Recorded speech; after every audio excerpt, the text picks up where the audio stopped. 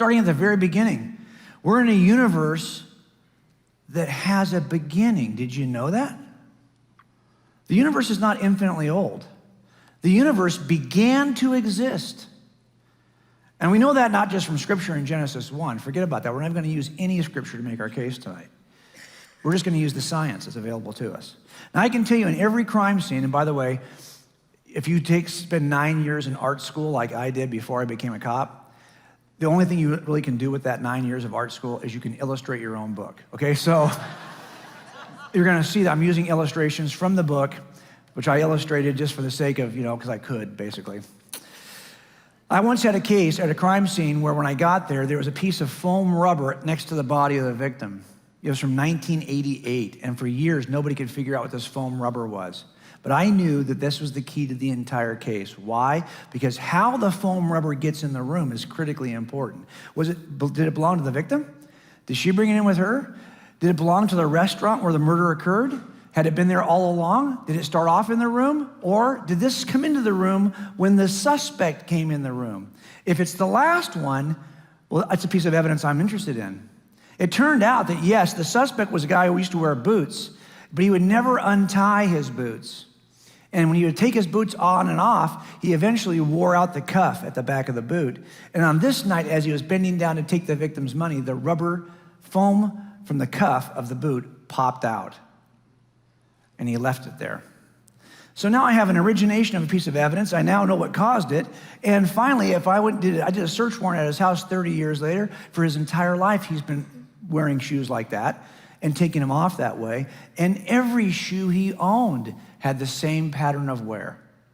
So it was a powerful explanation for what caused the foam. So why a piece of evidence is in the room is important to me. How it begins to appear in the room is important to me. This idea of origination is critically important. And here we're going to look at something before we can even start talking about evidence in the room. We have to ask the question, how did the room get there? The room in this case is the universe.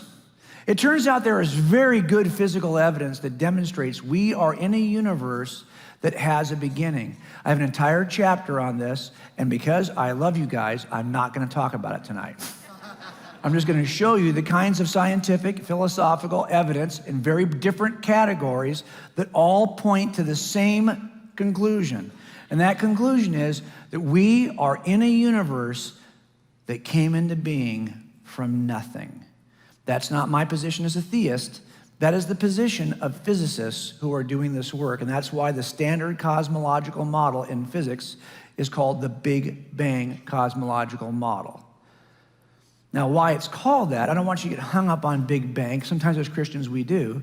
Big Bang does not dictate a certain age of the universe, and Big Bang does not also dictate that evolution is true. You can reject evolution, even theistic evolution, and you can reject a given age of the universe, yet still hold the Big Bang cosmology. Because the one thing the Big Bang cosmology teaches from a science perspective is that everything came into existence from nothing. That's huge. And the most skeptical atheists already recognize this. Alexander Vilenkin, who's at Tufts University, is a Russian cosmologist, says it this way: with the proof now in place, cosmologists can no longer hide behind the possibility of a past eternal universe. There is now no escape. They have to face the problem of a cosmic beginning. And even Stephen Hawking writes it this way. Hawking and Penrose together wrote several volumes. Here he says, almost everyone now believes that the universe and time itself had a beginning at the Big Bang. Wow, think about that for a second. Big Bang cosmology, the standard cosmological argument, or standard cosmological model, argues that everything began from nothing. And when I say everything, I mean all space, time, and matter. Wait a minute, space? Space is not something, space is nothing. No, space is something. Time is something, and of course, matter is something. Well, if space is something and it's not nothing, what is nothing? Aristotle put it this way: nothing is what rocks dream about. That's what nothing is. Space is something.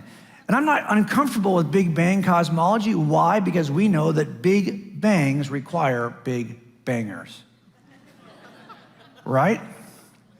And the question, of course, is what is this Big Banger? Well, I can tell you one thing. It bangs all space, time, and matter into existence, according to the science. And if that's the case, the thing that bangs all space, time, and matter into existence cannot itself be space, time, or matter, because the beginning of that stuff is the beginning of our universe. So whatever this Big Banger is, it has to be a non-spatial, non-material, atemporal banger. What could that be? Now, atheists, in my book, I spend a lot of time talking about the alternatives. I'm not just going to give you the explanation from outside the room. I want to show you every explanation from those folks who want to describe it from inside the room. And I'll show you why they don't work. But tonight, because I love you guys, I'm not going to kill you with that. But I want to show you one thing for sure. If you work criminal trials, you recognize something. When defense attorneys argue against you, and you have the truth. I've even had cases where after they argued against us for 8 weeks, we convicted the guy, and at sentencing, he confessed to the entire crime. So clearly, the entire time, the defense attorney was arguing against the truth. And when they're doing that, they're doing it usually in one of three ways. One, they're going to argue something that's not supported by the evidence. Or two, they're going to redefine the terminology to make it easier to let them go. Or three, they're going to make some kind of logical flaw. It turns out the same thing happens with explanations from inside the room against the kind of evidence I'm showing you. So for example, this is from the book. Some people will say, well, maybe we're wrong about the nature of time. If we redefine what we mean by time, we can avoid the beginning of time. Okay, that's one possible approach.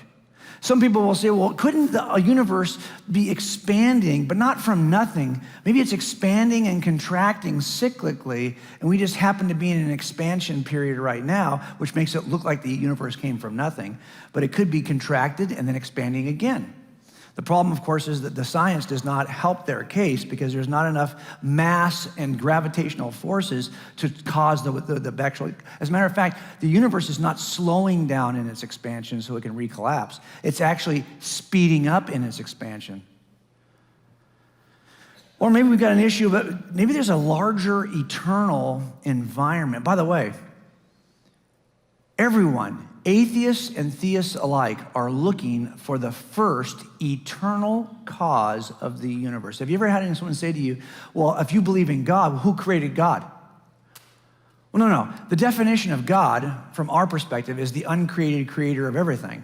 So when you're asking who created the uncreated creator, that's a silly question. And by the way, you atheists also believe there's an uncreated creator. Some of you believe it's a quantum environment from which universes emerge. Some of you believe there's some kind of multiverse generator that creates an infinite number of universes. But regardless, whatever you say it is, you believe it's eternal. So here's the problem with these kinds of solutions. They keep you in the room, for sure, but they have evidential problems. So for example, if you try to redefine time like Hawking has done, he'll even admit if you go back to the way time really is, his theory falls apart. And not only that, if you're talking about a cyclical universe, this is not supported by evidence. But there is a theory out there that seems very provocative to some people, and it's called multiverse theory. There's an environment out there that's producing an infinite number of universes. Ours is just but one. But the thing that's creating this universe is something, guess what? It's something external to our universe. So this theory about multiverse theory right away concedes that you have to have an outside source that's creating the universe. The problem with this theory is that it's logically inconsistent for a number of reasons. I'll just give you the clearest one. What is the multiverse generator? What is this environment like that the multiverse generator is in? Think about this. This is what Lawrence Krauss says about this. He's a physicist at Arizona State University. He wrote a book called Universe from Nothing. He was on Stephen Colbert's show, the old show, okay? And he was interviewed, and this is what he said about this environment with this multiverse generator. He says, physics has changed what we mean by nothing. Empty space is a boiling, bubbling brew of virtual particles popping in and out of existence. And if you wait long enough, that kind of nothing will always produce particles. Those particles could then grow into universes. What if there's like a big pot of boiling water that bubbles are emerging in? Each one's a universe. It emerges without a cause and becomes a universe, and there's an infinite number of these. Really? Well, what's the pot of water like? Remember, it can't be space, time, or matter because that stuff begins at the beginning of our universe.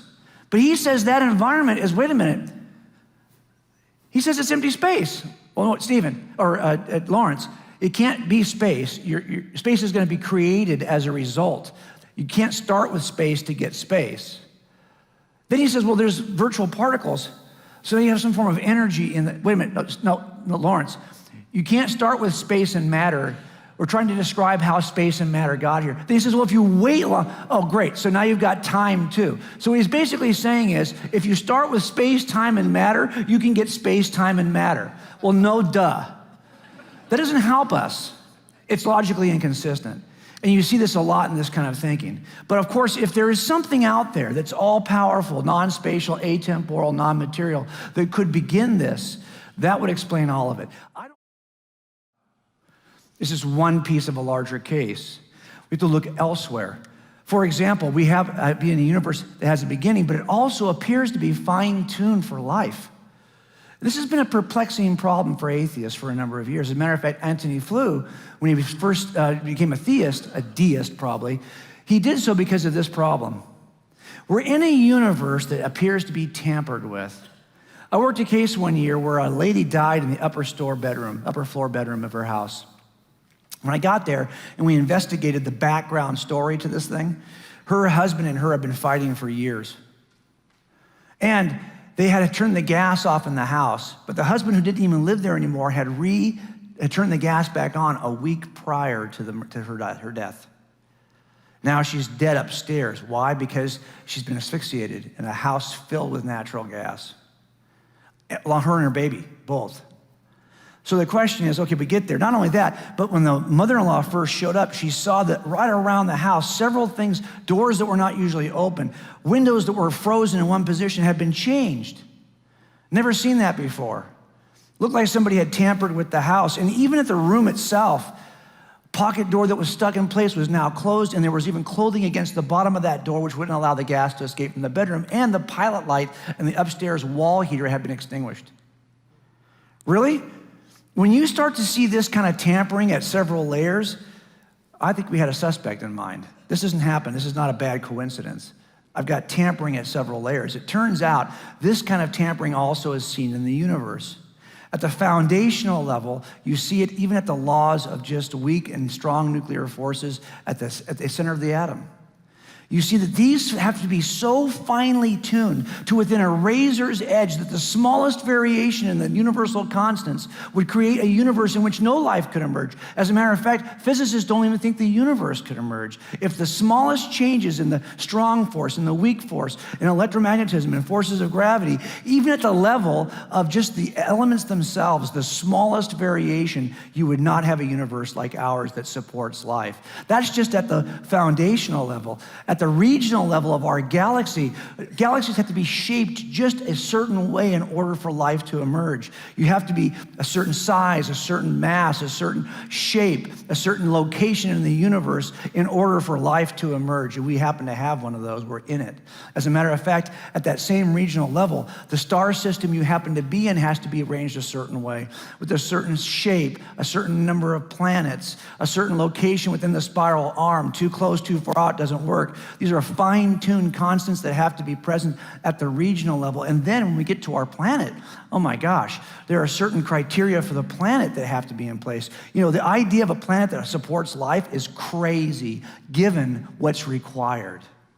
What's required in terms of simple things like the position next to the sun, the tilt of the actual planet relationship to the sun, the kind of atmosphere, the kind of terrestrial crust, the kinds of components in that terrestrial crust, even the size of our moon.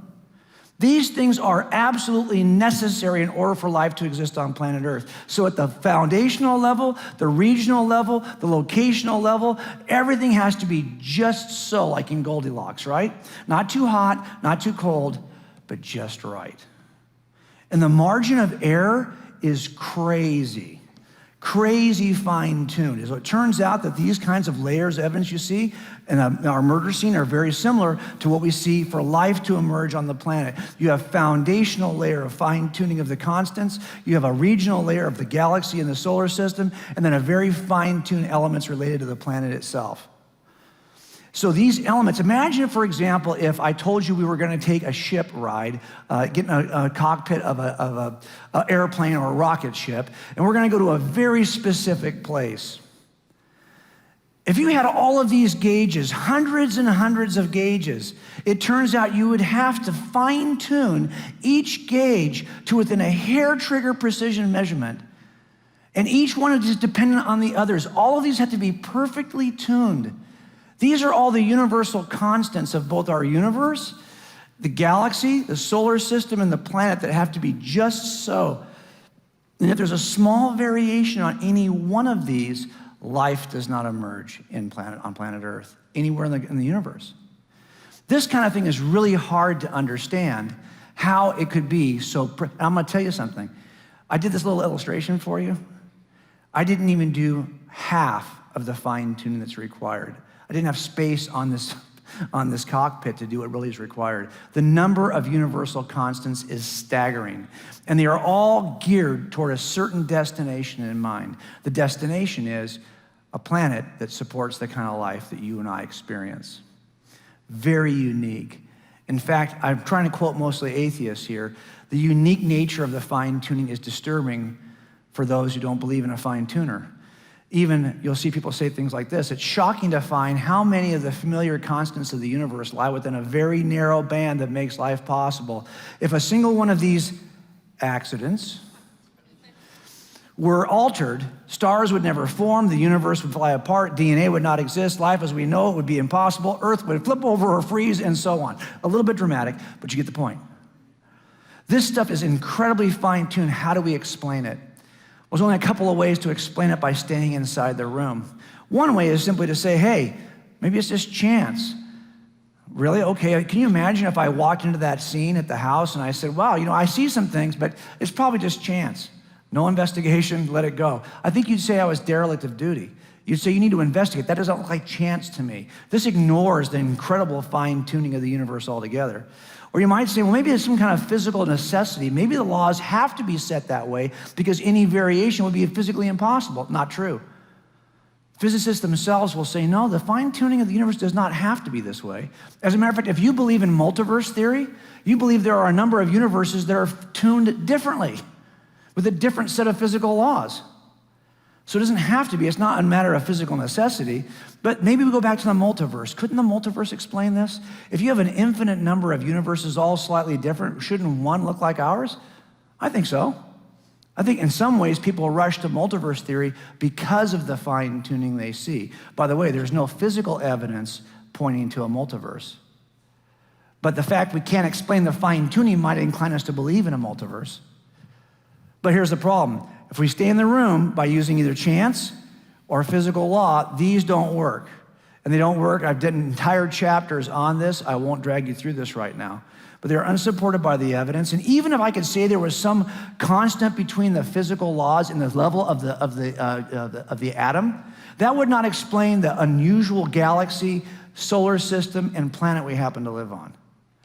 So we go to the third quick thing. Okay, well, maybe it's a multiverse. Once again, if it's a multiverse generator, guess what? You've already conceded an external source. You already agree with me. The best explanation is outside the room, not inside the room. But this has problems because it lacks all space, time, and matter. Remember, we already talked about that. But not only that, if this thing can create the kinds of universes in which we emerge, wouldn't you have to argue that this thing also has to be fine-tuned to some degree? This multiverse generator, Richard Swinburne says it this way. He says, look, any proposed multiverse mechanism, like that pot of boiling water, needs to have a certain form rather than innumerable possible other forms, and probably constants too that need fine-tuning in the narrow sense. So that all you've done is kick the problem of fine-tuning down the road, but you still have to account for fine-tuning. So you have two things. You have two pieces of evidence. If there happens to be an all-powerful fine-tuner who's got a purpose in mind, that would explain this, but he'd have to be outside the, or it, whatever this is, a force, whatever it is, would have to be outside the room. Let's go to the third one. We happen to have life that emerges from non-life. I tell you, that always bugged me as an atheist. Trying to figure out how that could happen is a problem. I had a case one time where a cell phone had this text on it. It was the victim's cell phone next to his body at the murder scene. Here was the text. I wasn't quite sure what to make of it. Is it just a butt dial, an accident? What does that even mean? It didn't seem like it was really information. I couldn't decode it. What's the message? I don't know. Well, it turned out this message came from his wife, Rachel, who had been cheating on him for a number of years he didn't even know. And on this night, she'd had enough. She wanted to kill him. He was working late. He wanted her boyfriend to go over and kill him at the place of business. But he was getting ready to leave, and he had called her and says, I'm coming home. So she texted him to hold him in place so that the boyfriend could kill him. This text, like many other I found before, it basically says, don't go anywhere, I'll be there in 30 minutes. So this is how they would talk about, I'll be there in 30, be there in 15, almost there, whatever. He waited 30 minutes for her and was killed in 20. So this was actually ended up being a piece of information. Now, one way we discover what this is by asking good detective questions, right? These are the kinds of questions we all are familiar with. Am I right? I want to ask just one tonight when it comes to the origin of life to get us started. I ask all of them in the book, but tonight I just want to cover the where question. Where do naturalists who are not believers think life originated in the universe? Because we've all got to account for the origin of life from inorganic materials. And the proposals have been really broad and widespread. Lots of proposals have been offered. As a matter of fact, some people will say, well, I think it happens in the atmosphere. Some will say, no, I think it happens in the actual waters of some nature, someplace on the planet. Or they think it happens in some kind of terrestrial form, like on clay. I studied every single origin of life theory on this. Some will say, no, it happens at the deep sea vents or under the terrestrial crust.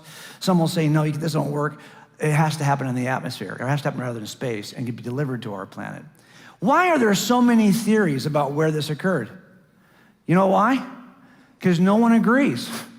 As a matter of fact, each of these famous scientists thinks the other guy is desperately wrong. He's certain they're wrong, and it gets worse because it goes the other way too.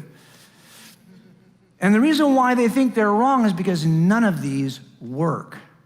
Every location that's been examined to explain the origin of life fails miserably. Not just slightly, miserably. Origin of life studies are no closer than they were 35 years ago. We've done nothing in terms of progress except made the problem more difficult, because now we know that there are several chicken and egg problems when it comes to origin of life. Really, all life at the biological level, all life is built out of building blocks, Legos, that are called proteins. Proteins are the building blocks of life. The problem is proteins are generated in little factories called ribosomes. And what do you think these ribosomes are made with? Proteins. That's the problem. You've got a chicken and egg problem. Which came first? And to be honest with you, it gets worse the deeper you look. It's not just in ribosome factories. It's in every aspect of the cell, including the cell membrane. You can't get this complex behavior to occur unless it's protected in some way. But the protection for this complex system is made up of the very things that are in the complex system. That's the problem. You got to have everything in place all at once in order to make this work. And that's why it's so hard to locate a place where all of this could happen without any intelligent intervention. And it gets worse, because it turns out there is one thing that defeats the chicken and egg problem. There's one way to defeat it. You know how it's defeated? It's defeated with something we call DNA. This molecule, the largest molecule known in all of science, right? Built from all the different nucleotides that build up DNA. These 4 nucleotides are used to build DNA. This is the instruction manual that tells proteins how to form. It tells ribosome machines how to manufacture proteins. It constructs and directs all traffic in biological systems. The problem, of course, is, what is this? This is a series of nucleotides that are in a certain order, like information, like letters, that are directing traffic. Here's the problem, and Stephen C. Meyer does the best job of saying this. Now, Stephen's a believer, but he's also got his Oxford PhD in the philosophy of science. And what he says in a book that is the biggest takeaway about this first book he wrote, Signature in the Cell, is simply this: there's not a single example in the entire history of science or the universe in which information ever comes from anything other than intelligence. So if this is information in the genome, what is the intelligent source that has put it there? because you cannot get information any other way. Let me show you what I mean. He actually, there's some work I looked at. I love this guy's work. His name is Dr. Werner Gitt. He's an engineer, IT specialist in Germany. He's written a book in which he talks about the 5 levels of information. Why do we think that DNA is truly information and requires an intelligent source? Well, because if you look at information, it comes in 5 levels. Let me introduce them to you. Here's my dog. Do you guys have dogs? I went over to Pastor Paul's house today, and I got to see his dogs. He's got cute dogs. I have a Corgi, a Pembroke Corgi. This is the best dog in the planet. If you have a dog, your dog is nothing compared to this dog. Pooey on your dog. This is the smartest dog in the world. But it's a dwarf. It's a Pembroke Corgi. And they are like little shrunken down sheepdogs. And they cannot type. If I put a typewriter in front of this dog, it is not going to be able to type. But let's just go with me for a second, do a little thought experiment. Let's say I put a typewriter in front of Bailey, and Bailey, I said, Bailey, do me a favor, type me out a sentence. And after banging her little paws against that typewriter, I write down on the chalkboard what she's typed. She's typed this. Is that information? Yeah, actually it is. What is she saying? I don't know. Is she trying to say anything? I don't know. But is it information? Well, in some sense it is. It's very unusual and specific if you think about it. What are the odds of her typing that same thing again? Probably never happened. What if I had Scrabble pieces in that format and I threw them on the ground? How many times would I have to throw them on the ground before it would form that combination again? Probably never happened. So it is, in some sense, very specific, detailed information. But it doesn't really tell me anything. I think that natural processes of physics or chemistry could get you this. This looks like random generated sequences. What if I give you one more? What if she typed this? This would be really cool. TT spacebar, TT spacebar, TT spacebar. If she did that, you'd say that's a smart dog, wouldn't you? I think there are actually some physical properties, physical processes of physics and chemistry that could produce simple patterns. That's information, folks. But what is she saying? I don't know. Nothing really. What if she had a bigger pattern she typed? Wow. T13 T spacebar, T13 T spacebar. Now she's really, really smart. But what is she telling me? I don't know. Nothing really. But this is information in the sense that it's specific and detailed. And I think there are actually some laws of physics and chemistry that can give you more detail, like snowflakes, great patterns. So is this information? Yeah. But it's the lowest level of information. This information is called statistics. It is the lowest. Is this what DNA is? No. Let's go up one level. What if Bailey could type this? Wow. Now you're impressed, aren't you? She's mastered word selection. She can actually put the letters together and group them into words. But what is she telling me? I don't know. I'm not quite sure what she's telling me. We're up one level. We've mastered words, but we don't have any content yet. This is called cosyntax. What if she could type this? Now we have words in a proper linkage that gives us a concept we can recognize. She's actually telling us something, and we understand what she's saying. Do you see how much different that is than this? How do we get this through natural processes? You can get this. You might stretch and say you can get this. I don't think you can. You can't get this, though. This is another level of information, which is called semantics. I've been places where people have mastered something between these two. They understand the words, but they're not quite sure how to put them together. Maybe English is their second language. I was in Malibu at a Thai food restaurant, right? I go into the restroom. This sign is hanging in the restroom at a Thai food restaurant in Malibu, California on PCH. Please do not throw paper wiping hand down toilet. I think I understand what he's trying to say. And he's somewhere between cosyntax and semantics. He kind of has the right words, almost in the right order. What if my dog, Bailey, could type this? Wow. This is actually a request. Information that requests a response is different than just information describing something. Information that requests action is another level that is called pragmatics. And if you expect that the person you're talking to is actually going to respond and do this for you, that's even another level called apopetics. These are the highest levels of information. Requests with an expectation of response. If you want to know the difference between this and this, one easy way is to simply ask yourself a question. If I change one character, does it change the meaning of this sentence? Of course not. That's not really information. It's the lowest level of information. So if I look at this and I say, I just take one character out, the comma, this has no change at all on this sentence because it didn't mean anything before. It doesn't mean anything now. I think some of you know where I'm headed with this from the look on your face. But at the bottom, at the highest level of information, you know it's high information because if I make one change, like take the comma out of that sentence, now everything changes, right? Now the sweet Bailey who was wanting Grandpa to feed her has now become the evil Bailey who wants to eat Grandpa. See the difference? And that's why we know that this information is at a much higher level. Small changes have dramatic changes in meaning. So the same thing happens in your DNA, right? Here's Billy the Kid, or maybe this is Jesse James, I forget who this is. But if I look at his genetic code, the stuff that actually structures who he is, and I make a small change, take out, let's say, this one nucleotide and replace it, that change results in a change in Billy. Something is going to change. Why? Because this DNA is not just statistics. It's the highest level of information. It's a pragmatic request that's expected to be met. This is hard to explain in a naturalistic universe. And even the naturalists recognize that.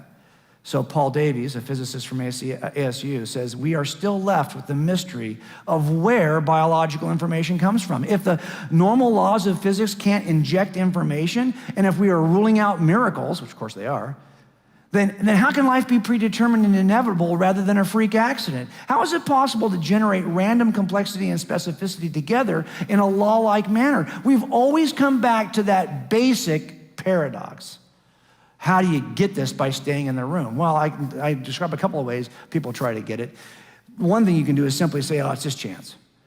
You do it long enough, hard enough, these things will happen by chance. But that really misunderstands the level of information involved. Or you can argue that there's some natural law that could cause information. Give me an example of that. You won't. There are no examples of natural law ever giving you anything more than statistical information, the lowest level of information. So if you want to stay inside the room, you're going to have to go by chance or by law. Those things don't work. Why? Because we're seeing true information in the room. And that means you've got to have a source of true information, and that's got to get you outside the room. That's the problem. See, here's the problem with asking these questions. I ask these questions all the time in homicides, but I don't stop here. I don't ask these questions and stop. If I did that, I'd never solve a case. The next question I have to ask is the money question. It's a who question. All these questions point to the who question. If I refuse to ask a who question, then trust me, you're never going to get an answer. So the folks who are doing Origin of Life, they don't want to ask any who questions. Can't be a who, has to be a what. That's why you can't solve this, folks, because it's a who you're looking for. And this is what Warren Getz says about that. He says, yeah, you're looking for a who. A necessary requirement for generating meaningful information is the ability to select from alternatives. And that requires intelligent volitional entity, because unguided random processes cannot do this. Not in any amount of time, because this selection process demands continuous guidance by intelligent beings that have a purpose. That's how you get information. If the source of that information happens to be an intelligent, communicative being outside the box, I could explain information inside the box. We've looked at those things. Now let's go one more. We seem to see attributes of design in biology, not just the information. You see things in biological structures that speak of design. I had a case one time, it was just on Dateline about 2 months ago. 1979 case, a woman was murdered in this house. In the back room, that was an addition to the garage. She lived there. One night, she was murdered while she was in her bedroom. And when we got there, We rolled the body over, and under her body, the killer had left something behind. He had left behind the garrote he had used to try to kill her. Eventually, he had to stab her to death because the garrote didn't work. But I can tell you that the minute they saw the garrote, the officers said, we should probably collect this because this looks like a designed object. Because this could be explained by some accident or some piece that came off the tree next to her bed or some piece that came off the bed itself. But no, there's something about this that shows something we recognize. It's an artifact. It appears to be a designed weapon. And that means you've got to have an artisan and a designer who would have actually be responsible for such a thing. So what is it about the garrote that they recognized immediately that it was designed? Philosophers and thinkers have been thinking about this for a long time. There are some good ones out there. I take a slightly different approach. It's a cumulative approach. Remember, the more pieces that point to the same inference, the more reasonable the inference. So when it comes to this garrote that was used to kill this woman, I think I see 8 things.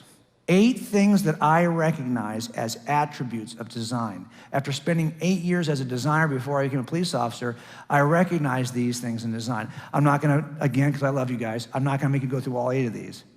But things I'm talking about are really, can just chance alone describe it? No. Can natural law get you there? No. There seems to be a certain goal direction, something in mind. When he put those handles on the end, you knew what he was gonna do. He's gonna pull tight, doesn't wanna cut his fingers.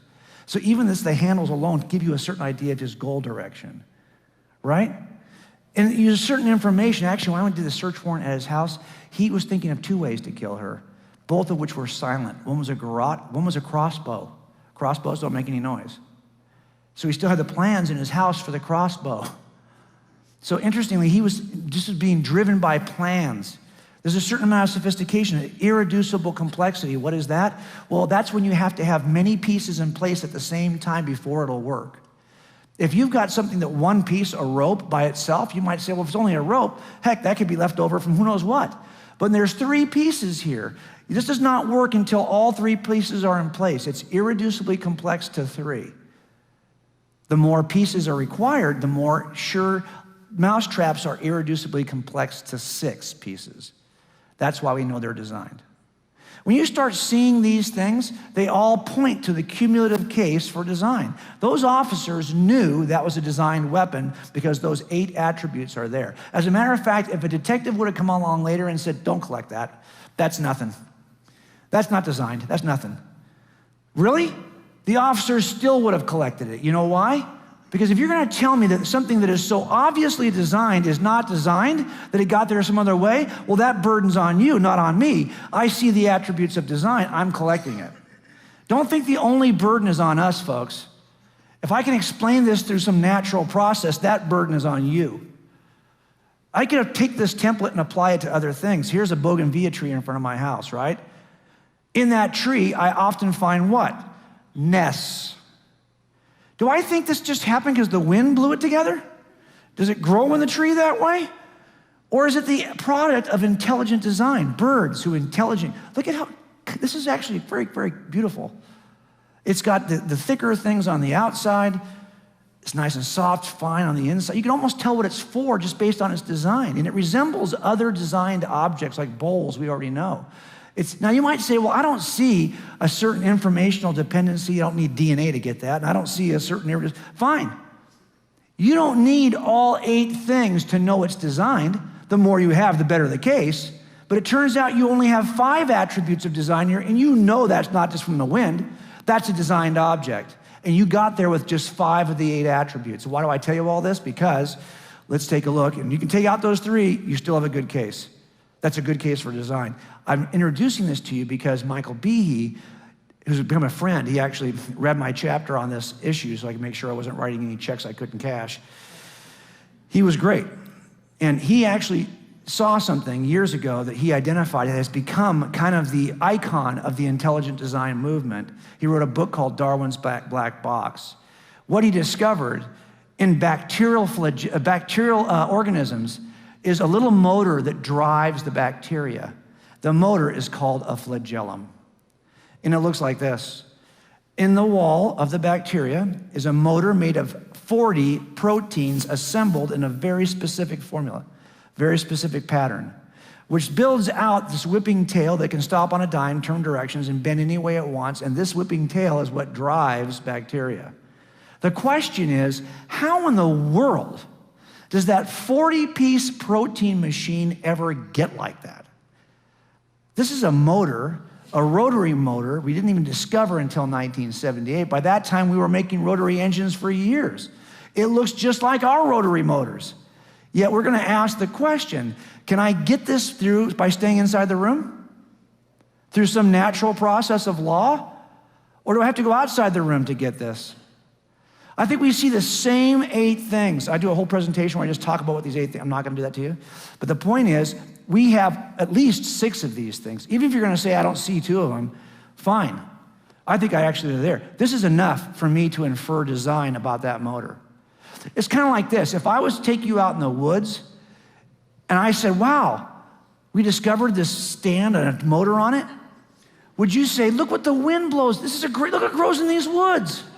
No, you would know immediately this is not part of that environment because you recognize, again, that it's not natural, it's a product of design. Why? Because there are a number of attributes which you assign to this. It turns out biology is filled with molecular machines just like this. And this is why the famous atheist Richard Dawkins says it this way. He says that really biology is the study of complicated things that give the appearance of having been designed for a purpose. So even he recognizes that this is stipulated. This is what you see. And Richard Dorrit says, these are both atheists. Here's what Robert Dorrit says it this way. The apparent fit between organisms seems to suggest some higher intelligence at work, some supervisory gardener bringing harmony and color to the garden. That's the problem. So how do I explain that motor naturally by staying in the room? Some have suggested, well, maybe it evolved from a slightly less complicated thing called a type 3 secretion system. That type 3 secretion system does look a lot like the motor, doesn't it? It is dramatically different in function. It may look like the motor, but it has nothing similar to what it actually does, the motor does. Here's the other problem. This is a 30-piece designed object. It has all the attributes of design we see in this one. The question I have is, how did this one come about? If you think we got from 0 proteins to 30 to get this, can you please show me the pathway from 0 to 30? Because remember, in biology, if evolution is true, you gotta have a 1 protein thingamajiggy that helps the organism, that survives and passes on, till then it becomes a 2 protein thingamajiggy, then a 3 protein thingamajiggy. You gotta show me a pathway, a functional pathway from 0 proteins to 30 to get this. Then you gotta show me from 30 to 40 to get this. Guess what? No one can find that. And there's no remnant in the biological systems of anything along the way. Now, evolutionary biologists are more inclined to say, you know what? I can't get this from this, but this may have de-evolved into this. Because they know how hard it is to go in the other direction. It's much easier to get broken Lego pieces than to shake the Lego machine, the Lego box, and get all the pieces to come together. It's easier to break them apart. So if you're gonna stay in the room by offering some form of evolution, good luck with that. Knock yourself out. Of course, the problem is that we see the attributes of design, but what kind of force could actually design? Design requires choices to be made. You've got to go back outside the room. And this is why Michael Denton says it this way, that each constituent utilized by a cell for a particular biological role, each cog in the watch, turns out to be the only and at the same time the ideal candidate for its role, particularly suggestive of design. Moreover, there's simply no way that such prefabrication could be the result of natural selection. But if there is something that is capable of designing on the outside, that might explain it. This is where I think it gets really interesting, because I want you to think about this for a second. I think sometimes the best argument for God is the fact that we could make an argument. Here's what I mean. We happen to be conscious creatures. I had a case one time where a 5-year-old boy was murdered by his father, shot in the forehead.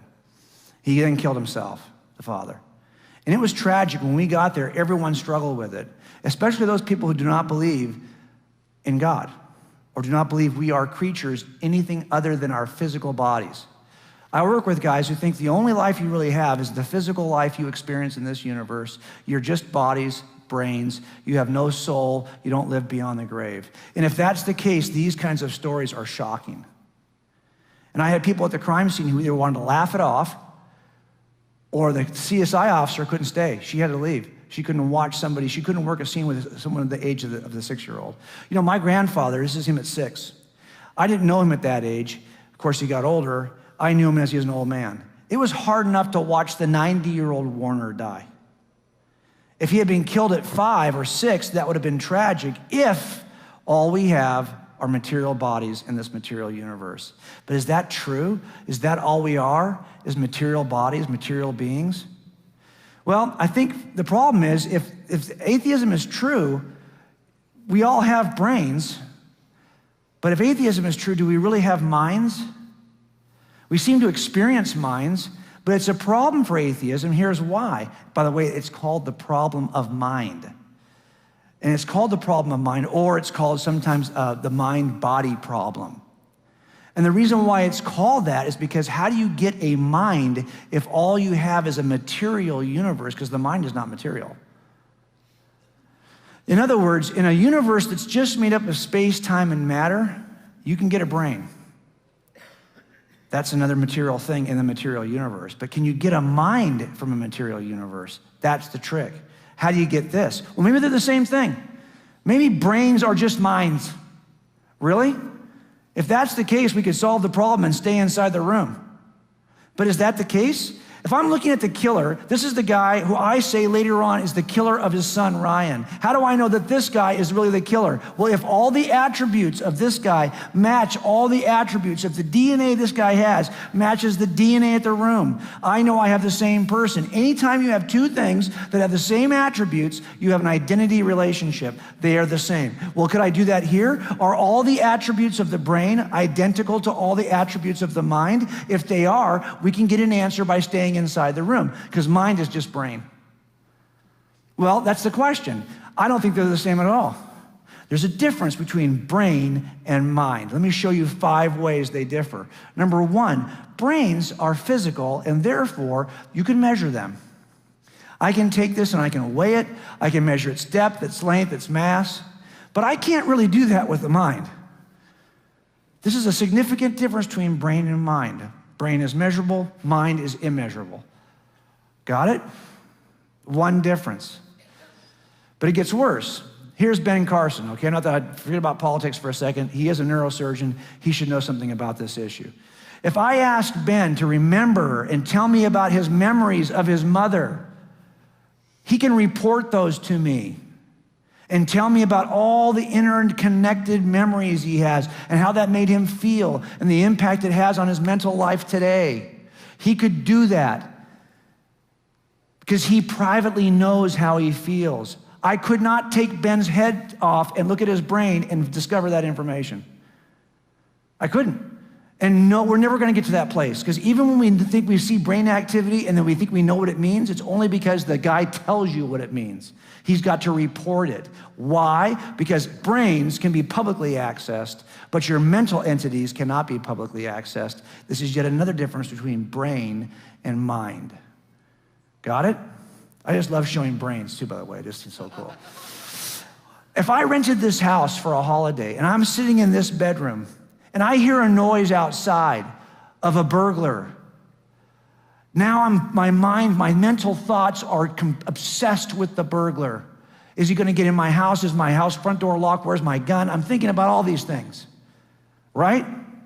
Well, there's a difference between my thoughts about the burglar and the burglar himself, between the physical entity and the mental entity. Think about this. My thoughts are actually dependent upon the burglar. Why? Because my thoughts are about him. Mental entities are always about something else. But the something else is not about the something else. The something else just is. This is the difference between mental entities and physical entities. It's what I call an isness or an aboutness. Mental entities are about, physical entities are. This is called by philosophers intentionality. This is another difference between mind and brain. It's isness versus aboutness. And I could be wrong about that burglar. He might not even exist. As a matter of fact, I can hear noises. It may not be a burglar. His existence is up for dispute. But my thoughts about him are not up for dispute. I could be wrong about him, but the thinking he's there, you can't dispute that with me. You can dispute whether he exists, but you can't dispute my thoughts. Another difference between mental entities and physical entities. One is incorrect, perhaps, but the other is indisputable. Last thing, you could train me as a SWAT officer on how to get involved in a shooting, and you could tell me how my gun's gonna operate, and you can tell me about the physical processes of the person I'm gonna shoot at, and you could even tell me how we're gonna physically enter the room. You might even be able to explain to me how I might physically react afterwards. But that would not be everything I would know about a shooting, because it turns out this would only be the objective, material, and personal facts about shootings. Once I'm involved in a shooting, I'm now gonna learn a bunch of stuff you could not explain to me from physical objective properties. I'm gonna have subjective reactions to those physical properties. This is yet another difference between mental entities and physical entities. Mental entities are very personal, physical entities are not.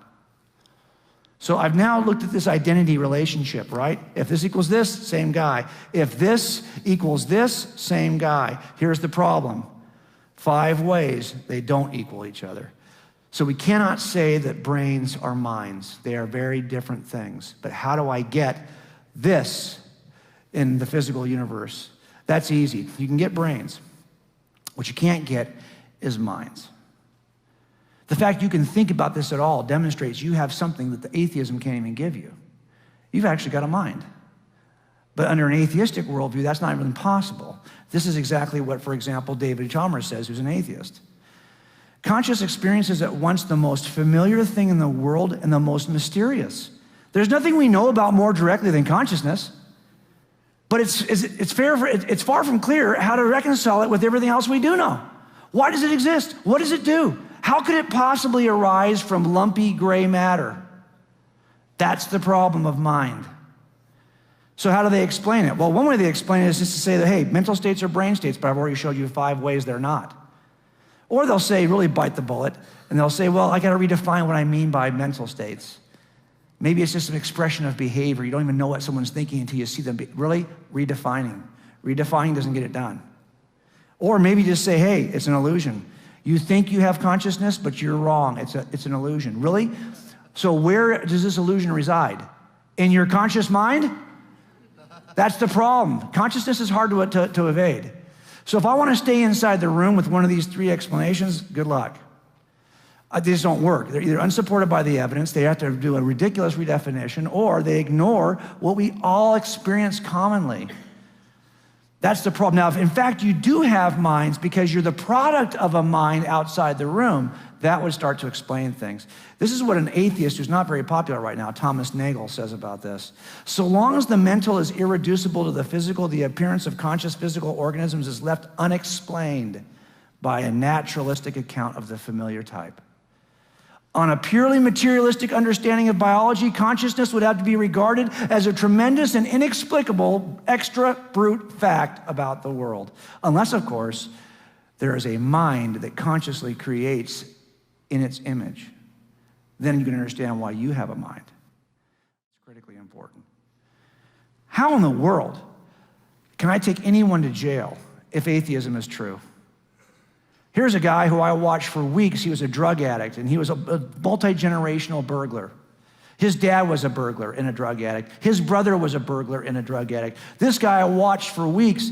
He would walk around, score dope, and finally he ran out of money and had to do a burglary. And he would walk down the street, knock on doors. When finally somebody would not answer the door, he'd go around the back door, and I watched him do this. And I got in the backyard behind him, and I peered over the fence, and I watched him walk up to the back door. He tried the door, it didn't work. He sat and he thought about it for a second. He didn't just kick the door, he waited. He smoked a cigarette, got the nerve up, and he kicked the door. Now let me ask you a question. This guy is actually a drug addict. So you could argue he's coming off of his heroin. There's a certain brain chemistry. Couldn't you argue he only did it because of his brain chemistry? Couldn't you argue that he's a multi-generation? Maybe he's genetically predisposed to be a burglar. Can I really blame him? Of course, when he got to court, that's exactly what he kind of argued. But should I be able to hold him responsible? Let me tell you what they did in front of a jury. The judge looked at all this, and they held him accountable for it. They sent him to jail. Why? Because the judge said it pretty plainly. You had a choice. But did he have a choice? If atheism is true, do we all have a choice at all? It turns out atheists like me love certain things. We cherish certain things. We have a high regard for love and charity and empathy. But is there really true love if you can't truly, freely choose it? If you can't freely choose to love, you can't call it love. You have to have freedom to choose love, to have real love. Not only that, you have to have the freedom to choose between competing ideas to call this reasonable. Or to be creative, you have to choose between choices. Heck, even if I'm gonna hold you accountable, it can only be if you have a choice. I can't hold you accountable for your eye color, you had no choice.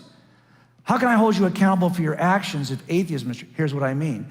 This stuff requires true free agency. Choices you can make freely. But really, why should you think you can make free choices? If the universe is, as atheists say it is, it's only got space in it, it's got time in it, and it's got matter, which means that the entire universe is just a material entity, a material environment. And if that's true, we have to buy into something called materialism. If materialism is true, we have to buy into something called physicalism, which means all the universe is just about physical properties. And if physicalism is true, we have to buy into something called determinism. Because if physicalism is true, all you have are cause and effect relationships between material objects. And you thought you had choices to make in your brain? Really? No, those weren't your choices. Those were just prior neurons that fired physical events in your brain that caused another cause. Like dominoes falling in your brain. Dominoes don't choose. Dominoes simply fall because of a prior physical event. You thought you made free choices? No, you didn't. Those were just physical events that occurred you had no choice over. You're no more than a robot, but we think we are more than a robot, don't we? We think we're something better than that. But here's what the atheism will provide for you in terms of determinism, and it's said by this atheist philosopher. Everything that will happen next week is already determined, as is everything that will happen next month, next year, and so on. It's also crucial to point out that human beings and their actions would not be immune to the effects of determinism. If there are exceptionless laws of nature, it stands to reason that our bodies, including your brains, would have to obey them. If that's the case, we need to stop calling these guys corrections officers. I work with these guys all the time, right? They work in correctional facilities. These are the officers that work in correctional facilities. But think about it. If atheism is true, could I really ever make a correction? Could I ever choose to do something? I should stop doing this and choose to do that? Is correction even possible if everything is physically determined? I don't think it is. And that's the problem with atheism, is it really promotes this idea. So what they try to do is redefine what free will is. Maybe it's what they call first and second order desires. I'm not going to get into that with you, but it doesn't work. Or they'll simply say, well, hey, your consciousness and your free agency, they just emerge. Just pops out. Just, I can't explain how. It's all cause and effect by physical, but then all of a sudden you have abilities. Really? That's worse than magic. Because at least with magic, I have a magician. This is, I got just, I think it pops into existence, a hat and a rabbit, but no magician. Then you have this one. Maybe we can just attribute this to quantum level mechanics. Oh my gosh.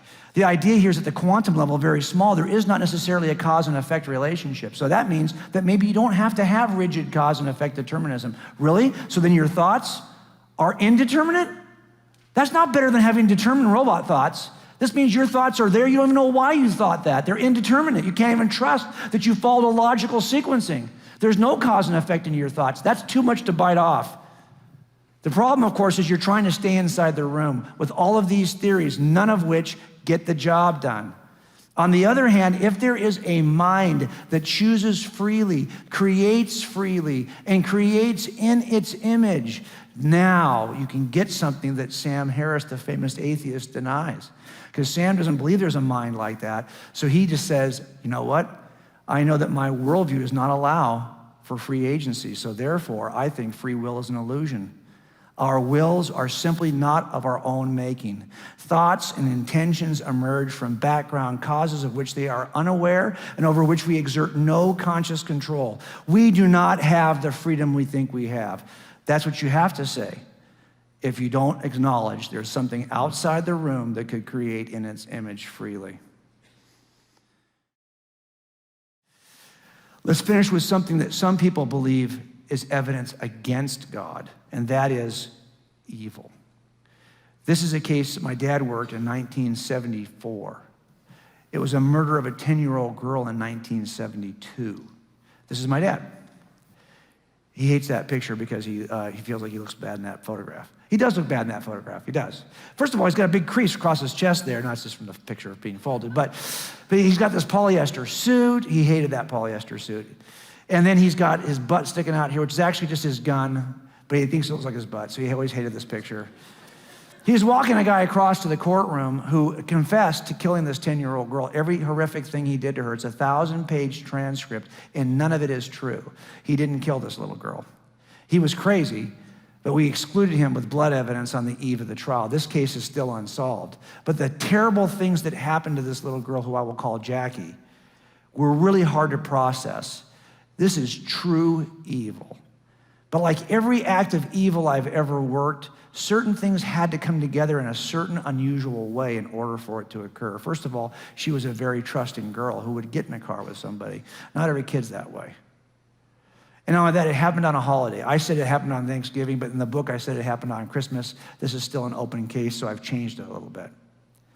But it was a holiday, and her parents were cooking dinner. They didn't even pay attention to what she was doing. If it's not a holiday and she's not that trusting, this never would have happened. But not only that, this guy who did this to her, trust me, he's got some issues. If he's like other pedophile killers I've worked, he's probably had a bad upbringing himself that led him to this place. If he doesn't have that bad upbringing and it's not a busy holiday and she's not that trusting, this doesn't happen.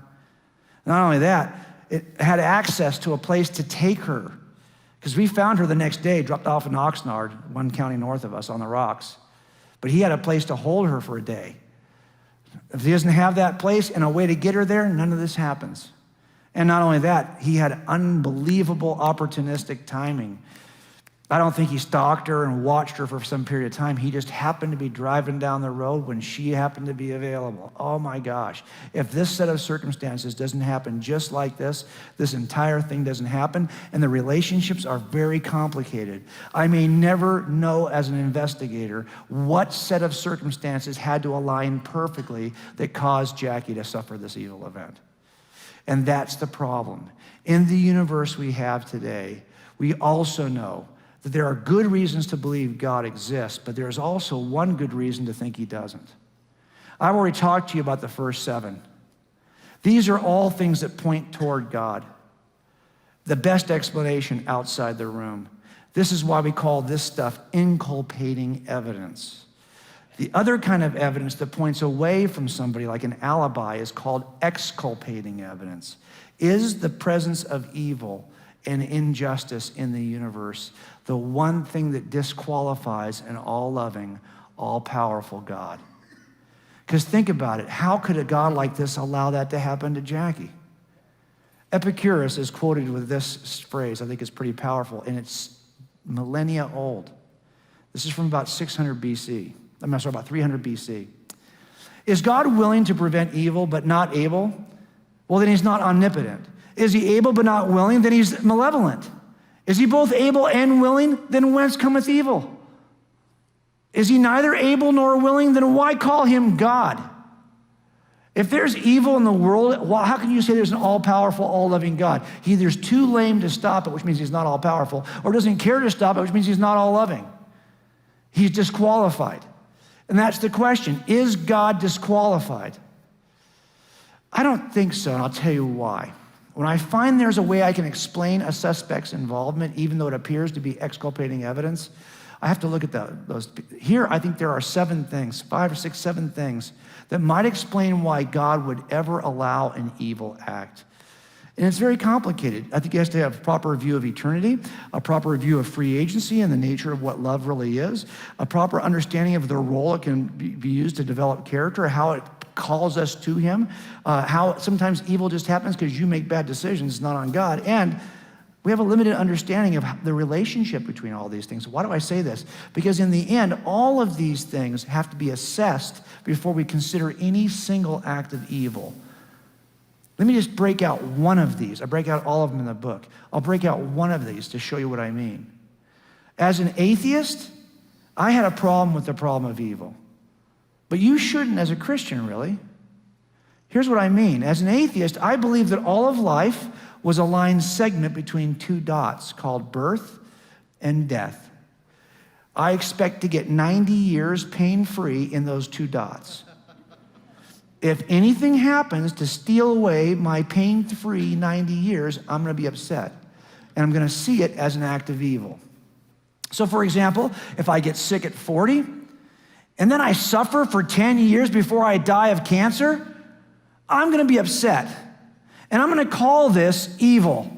Why? Because it robbed me of what I expected, because my view of life was the 90-year line segment. Got it? But what if I'm foundationally wrong about my presupposition? What if life is something other than this? What if life is not really a line segment between life, birth rather, and death, but is actually a ray that begins at birth, runs through a point we call death, then continues on infinitely? What if that is a proper view of life? What if the Christian worldview is true? Well, you know, if you've been, how many of you in this room had a major surgery in the first year of your life? There are probably some people who did. You did. I'll bet you that was no fun. I bet you your parents were worried sick. If you'd have passed away in that first year, they would have seen that as evil. But now, years later, how old are you now? 12. By the time you're 10 or 12 years old, you probably don't even remember the pain you suffered as an infant because you've now had 10 years since the event. As a matter of fact, when you move further and further away from an evil, painful episode, it has less and less impact on your life. You already know that, right? So what you might call evil here has to be measured in terms of the context of your entire life. This is actually, for those of us who are circumcised, something similar, okay? You drop dead on that day, you're thinking, this really stinks, right? What kind of a life is this? But by the time you're 1, you can't remember. Well, if our worldview is correct and we have a proper understanding of eternity, then I don't care what mess happens in your life or how grievous it may be, it has to be measured in the context of eternity. And as you do that, your entire material existence ends up being a fraction of a millisecond compared to eternity. So all I'm saying is that now you have to measure evil in a different context. So a proper understanding of eternity is one of 7 things we have to consider when evaluating what real evil is in the context of any evil event. So if someone says to me, why would God allow that thing to happen to Jackie? There can't be a God who would allow that to happen to Jackie. Well, I can't tweet that back to you in 140 characters. I can't respond to that in a paragraph on Facebook. I won't even try. You shouldn't try either. Because it turns out it's a complex set of events. And not only that, they're in different proportions to one another. And they have different relationships to one another and causal connections to one another. It's so complicated. All of this then only begins to explain this act. You think I can do all of this in 140 characters? It's not going to happen. But every case I've ever worked is this complex. This is just the nature of working homicides. Something happens in a heartbeat. It takes me 30 years to put it back together. And when I do, she's still dead. This is the nature of evil. And this is why we know we have to evaluate evil differently. As a matter of fact, why do we call anything evil to begin with? How could we call? Do you mean you don't like it? Do you mean it's evil to you? And by your opinion, it's evil? Or do you mean it's transcendently evil for all of us? No matter who you are, it's truly evil. Really? Well, if it's truly evil, what are you using as your transcendent standard by which you would call something transcendently evil? Here's the problem. If evil's just your opinion, you can remove all evil tomorrow by just simply changing your opinion. That doesn't work, does it? No. Because evil is actually more than just your opinion, the opinion of your group, the opinion of your nation, the opinion of our planet. It's truly transcendently evil because it's measured by a truly transcendent standard of good. The C.S. Lewis puts it this way. As an atheist, he said, my argument against God was that the universe seemed so cruel and unjust. But how had I got this idea of just and unjust? A man does not call a line crooked unless he has some idea of a straight line. When I was complaining, this universe, what was I comparing this universe with when I called it unjust? You have to have a transcendent standard of just in order to call it. So if you're going to try to explain evil, sometimes we say, well, gosh, if there's a God, but there's evil, that excludes God. No, actually, if there's true evil, that requires God. Because you can't call this truly evil unless there's a true standard. All that's left to us is to figure out why God would allow it. But the idea that there's true evil requires God's existence because that's the measurement against which we're going to call anything truly evil. This means you're back outside the room again. And this is the best explanation. He finishes this by saying this, of course, I could have given up my idea of justice by saying it was nothing more but a private idea of my own. But if I did that, then my argument against God collapsed too. For the argument depended on saying that the world was really unjust, not simply that it did not happen to please my private fancies. If it's really unjust, it means there must be a really just standard for good. Now, we did a lot tonight. Oh my gosh. I give you all graduate degrees right now in God's crime scene, okay? You all get a graduate degree. We started off with this analogy. We said, hey, how do we turn this into another analogy about whether it's a good explanation inside or outside the box? And we looked at 8 pieces of evidence that I think have to be explained by everyone. That burden of proof is not just on you theists, it's on the atheists who say I can get this some other way too. And I think if you look at this, that the best explanation that's available to us is not inside, it's outside. And that changes everything. Remember, when I go to a crime scene and I see pieces of evidence in the crime scene, those pieces of evidence tell me something about my suspect. And in fact, the same thing happens here because each piece of evidence has to be accounted for by one suspect. Whatever it is that gives you the beginning of the universe also has to give you consciousness. Can your multiverse generator do that? Can your multiverse generator give you a standard for moral and tough? Remember, whatever accounts for this has to account for all this. What's my suspect here? It's not Mick Jagger, okay? Mick can't account for this stuff. He got arrested in 1967, but he can't account for this. Why? Because this requires a different suspect that I could actually begin to describe based on the evidence. I'm looking for a non-spatial, atemporal, non-material, purposeful, directional, informational, communicative, this purposeful, creative, conscious mind who has the freedom to act freely and become the standard for all moral good, and even the standard by which we judge something as evil. I'm looking for that kind of suspect. He can't do that for me. But there is a suspect that could do that for me. That would be God. The classic definition we have of Yahweh happens to fit the bill. Now, when I did this case with the guy with the garrote, years later, I took him to jail. And when I took him to jail, I took him for good reason because I had some eyewitness testimony. I had some behavioral stuff that people saw back in 1979 that implicated him. I also had some physical evidence that came back to him. And I also had some statements he made which implicated him.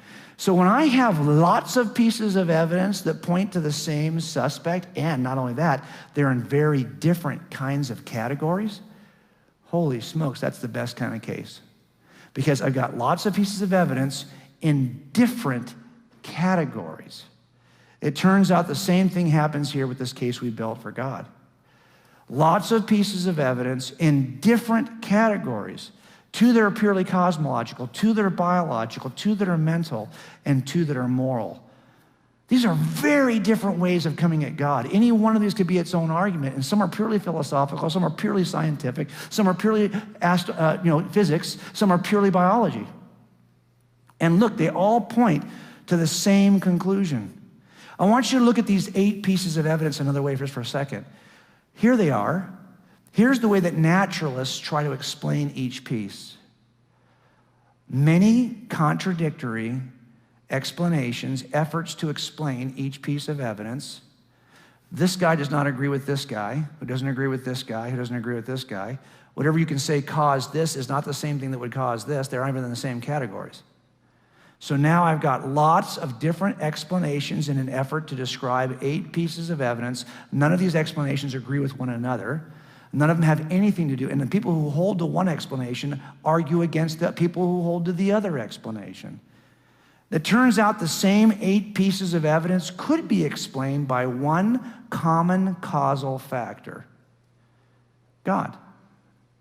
So basically, you have a choice here. Is it this incredibly unlikely array of unrelated causes that explains the 8 pieces of evidence? Or is it the one common causal factor? It turns out physicists have been looking for a theory of everything for years to unify quantum physics to macrophysics. Well, there actually is a theory of everything. It's called God. Because that one explanation unifies all the evidence we've looked at tonight. And you don't need a bunch of unlikely, unrelated explanations to get it. One explanation will get it. And that's why we talked about this. And why do I think that we have a problem sometimes? Because let's face it, we're suggesting there's an intruder. And nobody likes somebody who's going to intrude upon their life. It's our desire to not have an intruder that typically keeps us from looking at this evidence to begin with. Nobody likes an intruder. Agreed? But I'm not suggesting that God's really an intruder. Because if this is the universe that he created, he's not the intruder, he's the owner. We are really more like the intruder if you think about it. Yet he's chosen to design a universe for us. And that ought to cause you to think differently about this cause. Remember how we started with 2 lists of evidence, a list of evidences and a list of explanations? Given this list of evidences, which of these 2 is the better explanation for those 8 pieces? I don't think you can get it from inside the room. You got to go outside the room. And when we talked about what intruders do, intruders take that sense of curiosity that you had, and it should turn it into a sense of urgency. So here's my whole reason why I did this tonight, why we came out here to do this with your church. Some people will say, well, I don't want to make a decision on this right now because, the science might change in 5 years. Good. Do you think that juries have that option? I'm not going to decide. You showed me a lot of evidence. He looks guilty. But you know what? There might be a piece of evidence that emerges 10 years from now. They'll get him off the hook. Can't vote on him.